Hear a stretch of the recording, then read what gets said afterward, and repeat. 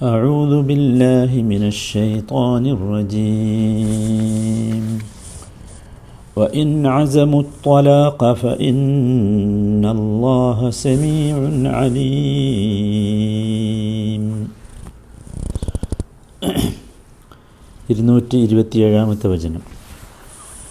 വഇൻ അസമു ത്വലാഖ്, ഇനി അവർ വിവാഹമോചനം ചെയ്യാൻ ഉദ്ദേശിക്കുകയാണെങ്കിൽ ഫഇന്നല്ലാഹ സമീഉൻ അലീം, തീർച്ചയായും അള്ളാഹു എല്ലാം കേൾക്കുകയും അറിയുകയും ചെയ്യുന്നവനാണ്. കഴിഞ്ഞ ആ വചനത്തിൻ്റെ തുടർച്ച തന്നെയാണ് യഥാർത്ഥത്തിൽ ഈ വചനം. അവിടെ പറഞ്ഞത് ഈലാൻ്റെ വിഷയമായിരുന്നല്ലോ.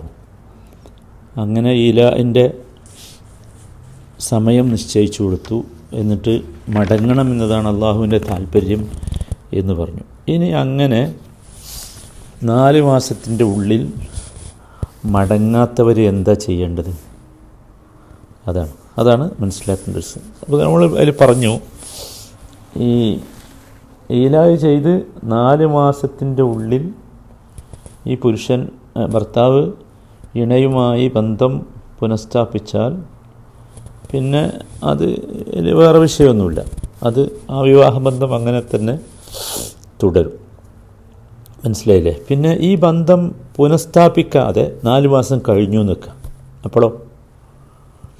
അപ്പോൾ വിവാഹബന്ധം വേർപ്പെടുമോ? വേർപ്പെടുകയില്ല എന്നാണ് ഇവിടുന്ന് നമ്മൾ മനസ്സിലാക്കുന്നത്.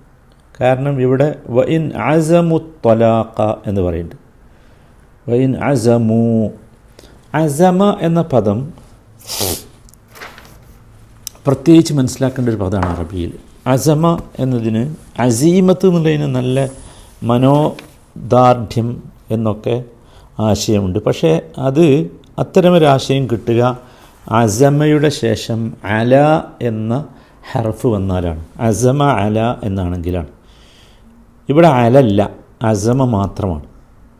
അപ്പോൾ അതുകൊണ്ട് ഉദ്ദേശിക്കുന്നത് ഖസദ എന്നർത്ഥമാണ്. അതുകൊണ്ടാണ് ഞാനിവിടെ അതിന് ഉദ്ദേശിക്കുക എന്നർത്ഥം പറഞ്ഞത്. മനസ്സിലായല്ലോ അല്ലേ? അസ്മ് എന്നത് ആ മനക്കരുത്ത്, മനോദാർഢ്യം, ഉറപ്പ് എന്നൊക്കെ ആശയത്തിൽ അസ്മ് ഉപയോഗിക്കണമെങ്കിൽ അസമ അല എന്നാണ് ഉപയോഗിക്കേണ്ടത്. ഇവിടെ വെറും അസമേ ഉള്ളൂ. വഇൻ അസമു ത്വലാഖ്. അപ്പോൾ അവർ ഇനി ത്വലാഖാണ് ഉദ്ദേശിക്കുന്നത് എങ്കിൽ, അപ്പോൾ ഇവിടെ ത്വലാഖാണ് ഉദ്ദേശിക്കുന്നത് എങ്കിൽ എന്ന് പറഞ്ഞാൽ അതിൻ്റെ അർത്ഥം എന്താ? 4 മാസം കഴിഞ്ഞിട്ട് ബന്ധം പുനഃസ്ഥാപിച്ചിട്ടില്ലെങ്കിൽ പോലും ഭർത്താവ് എന്തു ചെയ്യണം? കൂടെ ജീവിക്കാൻ ഉദ്ദേശിക്കുന്നില്ലെങ്കിൽ തലാഖ് പ്രഖ്യാപിക്കണം. 4 മാസം കടന്നുപോയി എന്നതുകൊണ്ട് വിവാഹബന്ധം വേർപ്പെടുകയില്ല. മനസ്സിലായില്ലേ? അദ്ദേഹത്തിൻ്റെ ഇണ തന്നെയാണ് ഈ സ്ത്രീ. അതാണ് യഥാർത്ഥത്തിൽ ഈ വഇൻ അസമു ത്വലാഖ എന്നതിൽ നിന്ന് വിവാഹമോചനം അവർ തീരുമാനിക്കുകയാണെങ്കിൽ, ഉദ്ദേശിക്കുകയാണെങ്കിൽ എന്നൊക്കെ ഉള്ള വാക്കുകൊണ്ട് അതാണ് അർത്ഥമാക്കുന്നത്. മനസ്സിലായില്ലേ? ഇനി ഒരു സംഗതിയുള്ളത്, ഇസ്ലാമിക നിയമം അനുസരിച്ച് 4 മാസക്കാലം കഴിഞ്ഞിട്ടും ഈ ഭർത്താവ് ബന്ധം പുനഃസ്ഥാപിക്കുന്നില്ല എങ്കിൽ, അല്ലെങ്കിൽ ത്വലാഖ് അഥവാ വിവാഹമോചനം പ്രഖ്യാപിക്കുന്നില്ല എങ്കിൽ 2/1 സാധിച്ചു കിട്ടാൻ വേണ്ടി ഈ സ്ത്രീക്ക് കോടതിയെ സമീപിക്കാം. മനസ്സിലായില്ലേ? അങ്ങനെ ബന്ധം പുനഃസ്ഥാപിക്കുന്നില്ലെങ്കിൽ ഭർത്താവിൽ നിന്ന് അവളെ മോചിപ്പിക്കാൻ ജഡ്ജിക്ക്, കോടതിക്ക് എന്തുണ്ട്? അധികാരമുണ്ട്. അതാണ് അതിൽ നിന്ന് മനസ്സിലാക്കേണ്ടത്. ചില കർമ്മശാസ്ത്ര പണ്ഡിതന്മാർ, ഹനഫി മദ്ഹബിലുള്ള ചില കർമ്മശാസ്ത്ര പണ്ഡിതന്മാർ ഈ ബന്ധം പുനഃസ്ഥാപിക്കാതെ അവധി തീർന്നാൽ അതോടുകൂടി തന്നെ ത്വലാഖ് സ്വയം സംഭവിക്കും എന്ന് പറയുന്നുണ്ട്. അങ്ങനെ വരുമ്പോൾ അയാൾക്ക് ആ ഭാര്യയെ പിന്നെ തിരിച്ചെടുക്കാൻ കഴിയില്ല. മനസ്സിലായില്ല? പിന്നെ കുറേ പ്രൊസീജിയർ ഉണ്ടല്ലോ, അതാണ് ഇനി പറയാൻ പോകുന്നത് തലാഖ്. അതുകൊണ്ട് നമുക്കത് കൂടുതൽ അവിടെ വിശദീകരിക്കാം ഇൻഷാ അള്ളാഹ്. പിന്നെ വേറൊരു കാര്യം ഇതിലുള്ളത്, ഒരുപാട് കാലത്തേക്ക് ഇപ്പോൾ ഈലാഹ് ചെയ്ത് പിന്നെ ഭാര്യയുമായി 4 മാസത്തിൻ്റെ ഉള്ളിൽ ബന്ധം ഒരാൾ പുനഃസ്ഥാപിച്ചു എന്ന് വെക്കുക. അപ്പോൾ അവിടെ ഒരു സത്യം ചെയ്തല്ലോ. നമ്മൾ നേരത്തെ പറഞ്ഞിട്ടുണ്ട്, അങ്ങനെ സത്യം ചെയ്താൽ ആ സത്യം ലംഘിക്കണമെങ്കിൽ എന്ത് വേണം? പ്രായശ്ചിത്തം നൽകണം. മനസ്സിലായില്ലേ? അപ്പോൾ അത് ഇതിനും വേണം. കാരണം ഒരു സത്യം ചെയ്തതിനെതിര് പ്രവർത്തിക്കുകയാണ്, ആ സത്യത്തെ ലംഘിക്കണം. അപ്പോൾ സത്യത്തെ ലംഘിക്കുമ്പം അതിനെന്ത് വേണം? പ്രായശ്ചിത്തം ചെയ്യേണ്ടതുണ്ട്. അത് പ്രത്യേകം ഇവിടെ പറയേണ്ടതില്ല, നേരത്തെയൊക്കെ വിശദീകരിച്ചതുകൊണ്ടാണ് അതിവിടെ പ്രത്യേകം പറയാതിരുന്നത്.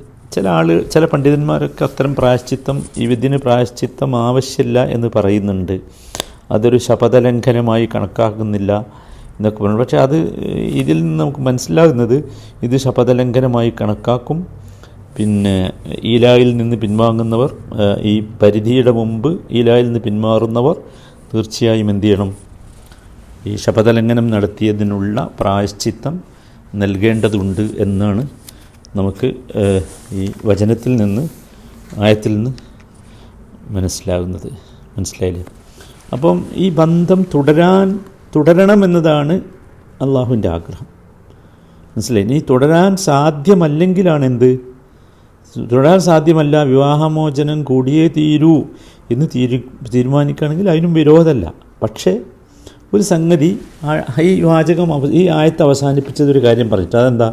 ഫഇന്നല്ലാഹ സമീഉൻ അലീം എന്നാണ്. എന്താ അങ്ങനെ പറഞ്ഞാൽ? അങ്ങനെ പറഞ്ഞാൽ ഫഇന്നല്ലാഹ സമീഉൻ അൻ ഖൗലിക്, അള്ളാഹു നിങ്ങളുടെ വാക്ക് കേൾക്കുന്നുണ്ട് കേട്ടോ. നിങ്ങൾ തലാഖിന് കാരണമായി പറയുന്നതൊക്കെ അള്ളാഹു എന്ത് ചെയ്യുന്നുണ്ട്? കേൾക്കുന്നുണ്ട്. പിന്നെ അലീമെന്ന് പറഞ്ഞാലോ, അലീമുൻ അമ്മാ ഫീ ഖൽബിക്, നിങ്ങളുടെ ഹൃദയത്തിനകത്തുള്ളത് എന്താണെന്ന് അള്ളാഹ്ക്കറിയാം, എന്താണ് നിങ്ങളുടെ ഉദ്ദേശം എന്നുള്ളത്. പല ആളുകളും പല ഉദ്ദേശത്തിന് ഇങ്ങനെ ചെയ്യും. യഥാർത്ഥ ഉദ്ദേശം എന്താണെന്ന് ആർക്കറിയാം? അള്ളാഹുവിനറിയാം. അപ്പോൾ എന്താണെന്ന് വെച്ചാൽ, അഥവാ ത്വലാഖ് തീരുമാനിക്കുകയാണെങ്കിൽ, വിവാഹമോചനം തീരുമാനിക്കുകയാണെങ്കിൽ അതിന് ഉന്നയിക്കുന്ന കാരണങ്ങൾ ന്യായങ്ങളാകണം. അള്ളാഹു കേൾക്കുന്നുണ്ട്, അള്ളാഹു അറിയുന്നുണ്ട് എന്ന ബോധം വേണം. ഇണയെ പീഡിപ്പിക്കാനാണ് ഉദ്ദേശമെങ്കിലോ അള്ളാഹു വെറുതെ വിടുമോ? വെറുതെ വിടൂല. ശരീഅത്ത് അംഗീകരിക്കുന്ന ന്യായമായ കാരണങ്ങളുടെ അടിസ്ഥാനത്തിലാണെങ്കിൽ അയാൾക്ക് എന്താക്കാം? ത്വലാഖാകാം. അല്ലെങ്കിൽ ഇതൊരു ശക്തമായ ഫഇന്നല്ലാഹ സമീഉൻ അലീം എന്ന് പറഞ്ഞതൊരു ശക്തമായ താക്കീത്. അത് ഇത്തരം കാര്യങ്ങളിൽ തമാശ നടത്തുന്നവരൊക്കെ കരുതിയിരിക്കണം എന്നർത്ഥം. ഈ രണ്ട് വചനങ്ങളിൽ നിന്ന് ഏതാനും കാര്യങ്ങൾ നമ്മൾ മനസ്സിലാക്കേണ്ടതുണ്ട്. അതിലൊന്നാമത്തേത് ഈലാ എന്ന ഒരു വ്യവസ്ഥയുടെ ഹുക്കുമിനെ കുറിച്ചാണ്. അങ്ങനെ ഒരു വ്യവസ്ഥ ഉണ്ടായിരുന്നു, ആ വ്യവസ്ഥയെ ദുർബലപ്പെടുത്തിയിട്ടില്ല, പക്ഷേ അതിനെന്ത് ചെയ്തു? സമയം നിശ്ചയിച്ചു.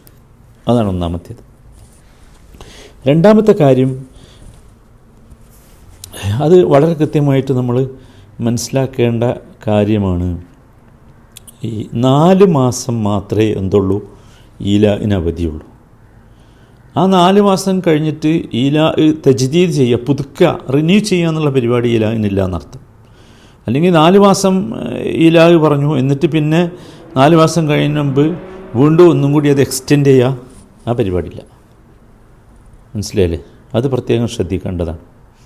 മൂന്നാമതായി മനസ്സിലാക്കേണ്ടത്, അല്ലാഹു സുബ്ഹാനഹു വ തആലയുടെ ഹിക്മത്ത് ഇവിടെ വളരെ മനോഹരമാണ്. അല്ലാഹു മസ്ലഹത്താണ് ആഗ്രഹിക്കുന്നത്. അപ്പോൾ ദമ്പതികൾക്കിടയിൽ ഉണ്ടായിരിക്കേണ്ടത് മസ്ലഹത്ത്. ആ മസ്ലഹത്തിൽ പ്രത്യേകിച്ചും സ്ത്രീയുടെ ഭാഗത്താണ് അല്ലാഹു കാര്യങ്ങൾ ഓർമ്മിപ്പിച്ചുകൊണ്ട് പറഞ്ഞിട്ടുള്ളത്. ഒരു സ്ത്രീയെ ഒരിക്കലും അപമാനിക്കാൻ പാടില്ല ഇങ്ങനെ ചെയ്തിട്ട്. ഒരു തരം പീഡനമാണല്ലോ. കയറില്ലാതെ കെട്ടില്ല, തദറൂഹ കൽ മുഅല്ലഖ എന്ന് പറഞ്ഞ മാതിരിയാണ്. ഒരു കെട്ടിട്ടവളെ പോലെ ആക്കുകയാണ്. എന്നാൽ കെട്ടിട്ടണോ? ഇല്ല. തുറന്നു വിട്ടണോ? ഇല്ല.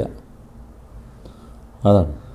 അത് പ്രത്യേകം ശ്രദ്ധിക്കേണ്ട വളരെ പ്രധാനപ്പെട്ട ഒരു സംഗതിയാണ്. അത് നമ്മളെപ്പോഴും ശ്രദ്ധിക്കേണ്ട ഒന്നാണ്. പിന്നെ മറ്റൊരു കാര്യം മനസ്സിലാകാനുള്ളത്, ഇവിടെ ഫഇൻ ഫാഉ ഫഇന്നല്ലാഹ ഗഫൂറുർ റഹീം എന്ന് പറഞ്ഞല്ലോ. അപ്പോൾ ഒരു കാര്യം മനസ്സിലാക്കേണ്ടത് എന്താ?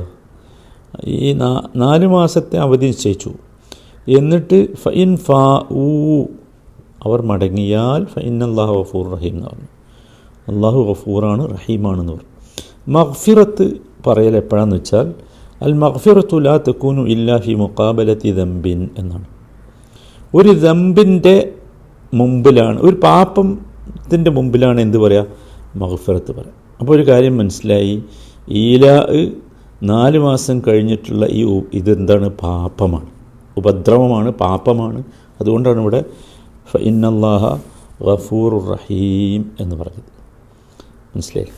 മറ്റൊരു കാര്യം ഈ ആയത്തിൽ നിന്ന് മനസ്സിലാക്കേണ്ടത്, ചെയ്തുകൊണ്ടിരിക്കുന്ന പാപത്തിൽ നിന്ന് മനുഷ്യൻ മടങ്ങുക എന്നത് മഗ്ഫിറത്തിനുള്ള കാരണമാണ്. അത് വളരെ പ്രധാനപ്പെട്ടൊരു സംഗതിയാണ്. നമ്മൾ ചെയ്തുകൊണ്ടിരിക്കുന്ന പാപം, അതിൽ നമ്മൾ ആ നമുക്ക് പാപമാണെന്ന് മനസ്സിലാക്കി അതിൽ നിന്ന് മടങ്ങുക എന്നത്, അതാണ് ഫഇൻ ഫാഉ ഫഇന്നല്ലാഹ ഗഫൂറുർ റഹീം. അത് മഗ്ഫിറത്തിൻ്റെ എന്താണ്? കാരണമാണ്. മനസ്സിലാക്കണം. പിന്നെ രണ്ടാമത്തെ വചനത്തിൽ നോക്കൂ, വൈൻ അസമു ത്വലാഖ് എന്ന് പറയുമ്പോൾ നമ്മൾ മനസ്സിലാക്കേണ്ടത് അവർ ത്വലാഖ് ഉദ്ദേശിച്ചാൽ എന്നാണ് പറഞ്ഞത്. അല്ലാഹു സുബ്ഹാനഹു തആലയ്ക്ക് എന്തിഷ്ടല്ല? ത്വലാഖ് ഇഷ്ടല്ല എന്ന് ആ വാക്കിൽ നിന്ന് വന്നു. അവർ ഈ പുരുഷൻ ഉദ്ദേശിക്കുമ്പോഴാണ്, അള്ളാഹുവിനത് ഇഷ്ടമില്ല. മനസ്സിലായില്ലേ? മനസ്സിലാക്കും. മറ്റൊരു കാര്യം നമ്മൾ നേരത്തെ വിശദീകരിച്ചു. എന്താണ്? ഈലാഇൻ്റെ പീരീഡ് കഴിഞ്ഞു അല്ലെങ്കിൽ പൂർണ്ണമായി എന്നതുകൊണ്ട് മാത്രം എന്തില്ല? തലാഖ് സംഭവിക്കുകയില്ല. മറിച്ച് ആ തലാഖ് ഇയാൾ എന്ത് ചെയ്യേണ്ടതുണ്ട്? പ്രഖ്യാപിക്കേണ്ടതുണ്ട്. ഇതൊക്കെയാണ് ഈ വചനത്തിൽ നിന്ന് മനസ്സിലാക്കാനുള്ളത്. അള്ളാഹുവിൻ്റെ 4 അസ്മാഉകൾ ഈ വചനത്തിൽ വന്നു. അൽ ഗഫൂർ, അർ റഹീം, അസ് സമീഅ്, അൽ അലീം. അത് ഖുർആൻ ഓതുമ്പോൾ നമ്മളിങ്ങനെ ശ്രദ്ധിക്കുക. അള്ളാഹുവിൻ്റെ അസ്മാഉകൾ ഖുർആനിൽ ഇസ്ബാത്ത് ചെയ്യുന്നുണ്ട്. അത് നമ്മളിങ്ങനെ മനസ്സിലാക്കി പോകണം. ഇൻഷാ അല്ലാഹ്. അല്ലാഹു തആല കാര്യങ്ങൾ ഉൾക്കൊണ്ട് ജീവിക്കാൻ നമുക്കൊക്കെ തൗഫീഖ് നൽകട്ടെ. ആമീൻ.